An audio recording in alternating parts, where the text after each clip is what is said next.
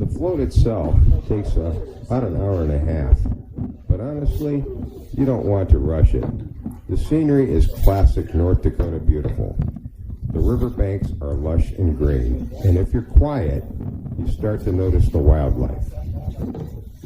We've already seen a few painted turtles sunning on a log, and someone up ahead just shouted they saw a bald eagle. It's moments like that that make you feel completely disconnected from the busy world. Even with 200 and some of your newest friends floating along